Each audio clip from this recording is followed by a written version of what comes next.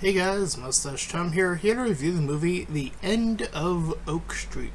So I've seen the trailer for this one a few times. It's been popping off. So I was genuinely curious about this. Not a Jurassic World movie, so it definitely had that vibe of that's what we were going for. But not quite. There is literal time travel in this movie. But it's also not Dino Crisis, which, considering that this movie just came out, might be a successful thing. Maybe Capcom might actually want to reconsider or start considering putting in time to make a Dino Crisis remake. I don't know. Maybe dinosaurs are back in. We'll see. But The End of Oak Street. I will say early on, just so we can contextualize and talk about what happens in the movie, is as the movie heads deeper in, it becomes pretty clear to me that this movie definitely needed a little bit more time on the clock. This premise definitely feels like it needed a little bit more setup and then a little bit more meat in between, and we'll get into those bits as we sort of go through the events in the movie.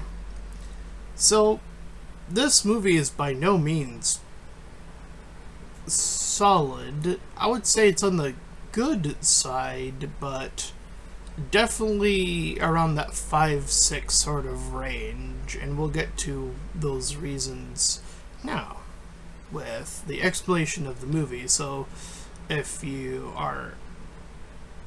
don't care about spoilers or any of that stuff, stick around. If not, then, well, yeah. Anywho, so the movie begins on this lovely street in the suburban era, as the people in the streets are just having some sort of vague celebration. They're having like a sack race. The whole town seems to be involved. The son is bringing over this more wily type of dog. It seems to be a new type of dog too, and based off of its proclivities for being mischievous, I suppose. And as the dad pulls the mom away, we can hear some of their conversation, but we cut to the son and the daughter, who the son believes that due to their conflicting beliefs that the parents will divorce.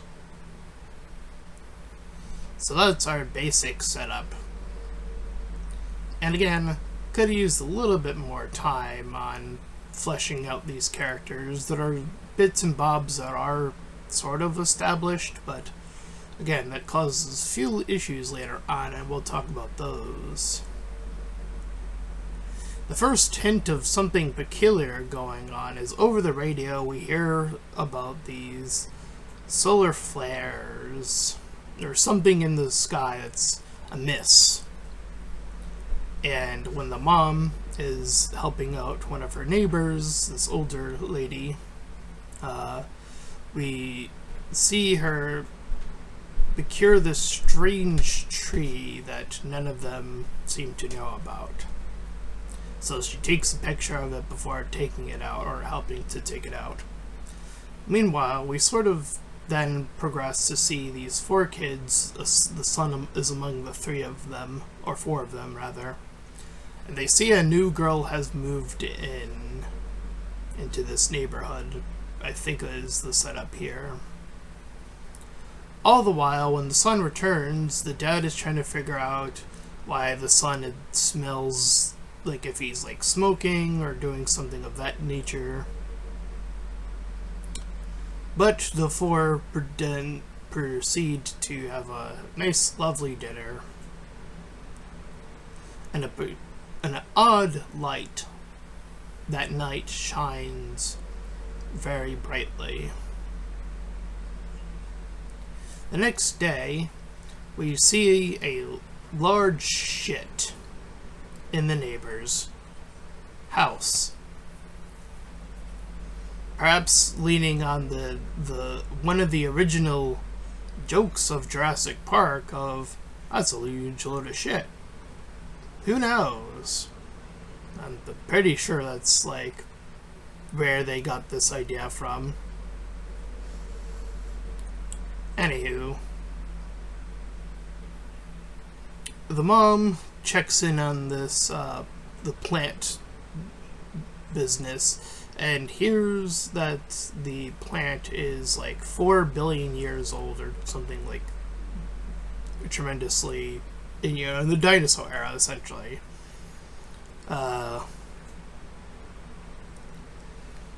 But we get the progression of the four friends getting tagged by these bully characters. Apparently, the son had some sort of tussle with the brother of this guy who's going to get his revenge, or something of this akin.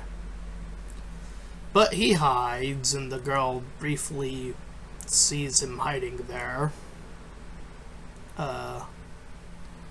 But when they start to return home after this scene, and it's getting late again, we see another bright light. One that's even later than the last time, and this time the sound is quite immense from the last time. And they all hear these noises, and most of the dad begins to head out to try to check it out. Not seeing anything too suspicious yet, but I digress. The family eats breakfast, assuming that everything is all fine and dandy. The mom and dad head out and they make sure that the kids stay there, to come across, when the water isn't running, that steam is shooting out from the ground.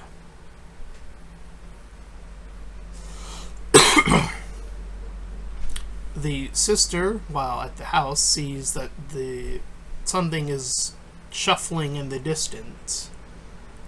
And I will say that this is pretty good setup. Again, it is the payoffs that definitely get a little bit odd, but we'll get to some of those in a bit.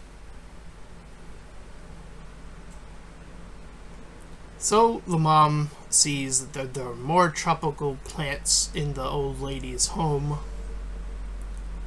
The kids proceed to see a dinosaur's tail. And the dad, also separated at this juncture, overhears a noise and runs from an even bigger dinosaur. And it begins to chase him. The mom joins him after giving it a good old shot. And the kids finally let them in as we see more dinosaurs. The medium-sized ones sort of like try to pack hunt them back into their house.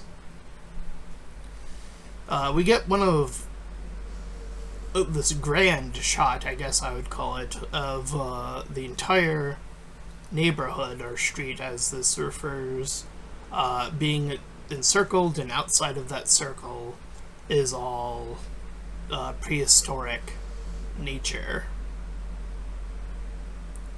So they begin to reinforce the house. But their basement is unfortunately flooded. So they were initially thinking of staying down there, but not with that all going on. So during this sequence, the four of them proceed to sit down and try to figure out how this even happened, luring back to the idea that it has something to do with the lights that they have been seeing. Secondarily, so we get a brief moment where the son looks at a dinosaur book. The daughter is like playing music and being all sad and stuff. And then they begin to see or hear their neighbor begin shooting. We see that he's shooting at these pterodactyls, and then they get him. The parents begin to argue again about what to do. However, while this is going on, the son sees the dog, and then the dog flees from a dinosaur, so the son goes after the dog. Because you gotta make sure your dog's safe out in these streets. The daughter also sees this and proceeds to follow. And then the parents are then trying to be busy, trying to be parents, and looking for them. They get in the car, and they get stopped in the middle of the street, and there are all these giant turtles. And then when they try to proceed to offshoot on the grass, this larger dinosaur begins ramming their car inside of a house, and they proceed to try to run and do so. Back to the son, we cut back to him. He gets tackled by said bully, and the brother, the older or the younger brother, the one that gets, because of the tussle, proceeds to try to get him to stop, and then they just sort of fuck off for the rest of the movie. Definitely an unfulfilled sort of plot line there, as I mentioned, but we're gonna get a few more of those. And the daughter rejoins the son at this point. And as they're trying to make their way back, they see that the new girl is getting attacked, and they save her in the process. Her name is Jeanette, and she sort of proceeds to begin following them, showing a lot more gratitude toward the sister, perhaps in a relationship. They do seem to hint at each other, but that's the most I can say. I don't know if, like, she's a lesbian, if that's the thing that they were going for here. I mean, both girls I'm referring in that point. They kind of hint at that idea, I think. But yeah, they don't really do much with that. Other than them sort of always hanging out together while the brothers are sort of there. The brother also, earlier in the movie, you know, it's pretty clear that he has a crush on the girl, so he's a little bit upset, but that also doesn't lead to anything at all either. So, you know, we're just adding plot lines and just not doing anything with them. Anyway, the family eventually reunites. The parents get back to the kids, and Jeanette is with them now as well. They go back to the house, and the two parents head off sort of on their own to check out, or into a separate house, rather, at this point. The parents are trying to get them back to their house. So they're trying to see if it's safe. They proceed, and this is just in the movie, they proceed to see two dinosaurs getting it on. And the mom thinks that's so ridiculous that she has a camera on her all of a sudden.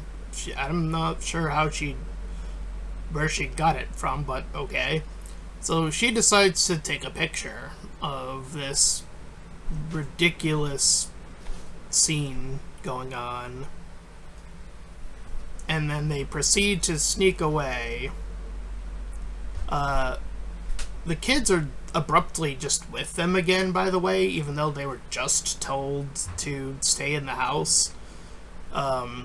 This movie has a bad habit at this point of just cutting to things changing all of a sudden. Again, the kids are just suddenly with them. But it's not too long after the kids get split away from the parents again from another dino chase.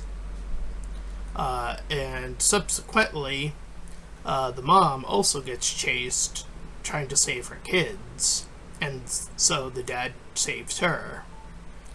Unfortunately, the dad, in the process of all of this, gets eaten. This will have zero consequences due to time travel. I'm just gonna say that now. So, they return home once more. And the snake dinosaur begins to slither on into the household. The son is the first to notice it and shoots it, or stabs it, one of those two things. And the snake begins to head toward him, while the mom sees all this eventually, and then begins stabbing the snake until it leaves. They all proceed to head up into the roof.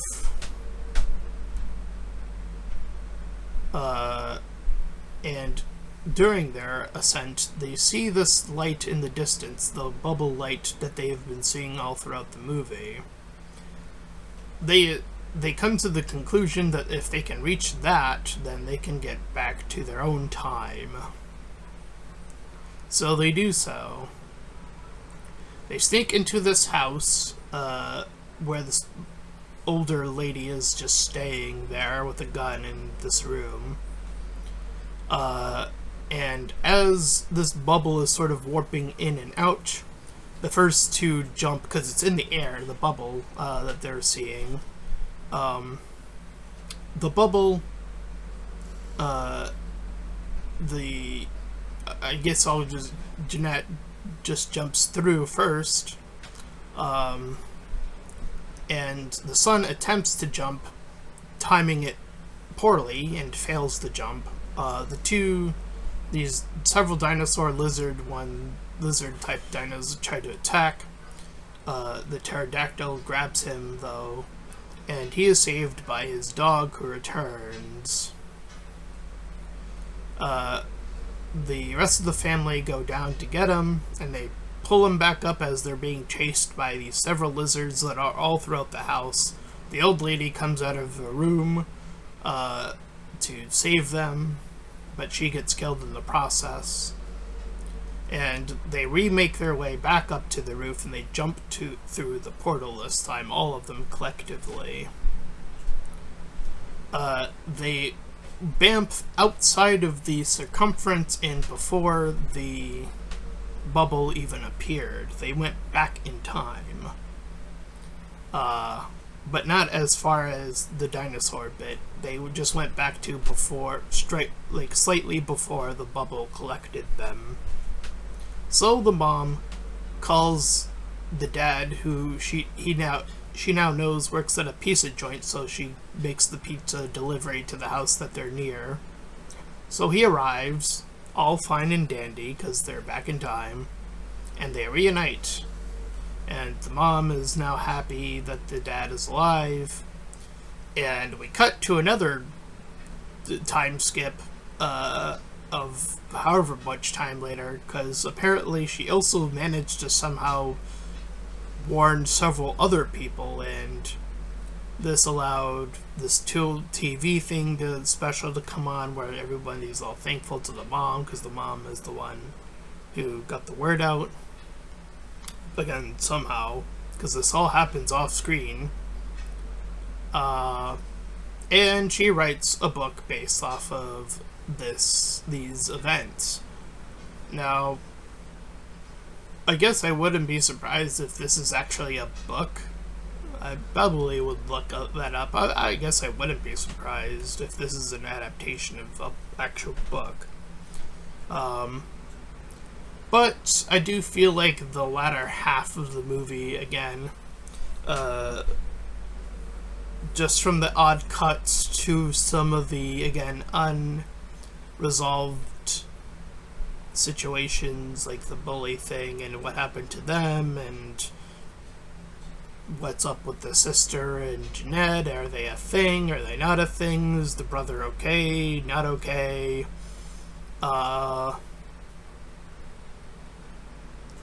And the only sort of, again, restoration we get is the family unit as they are reunited because of time travel.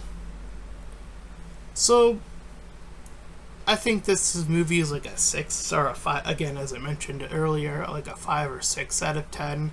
There are definitely quite a few issues, and I do think that extending the movie and adding in these bits and bobs to flesh out the family and these little like side plots would definitely make the movie significantly stronger. As it stands, it remains at that 5 or 6 out of 10.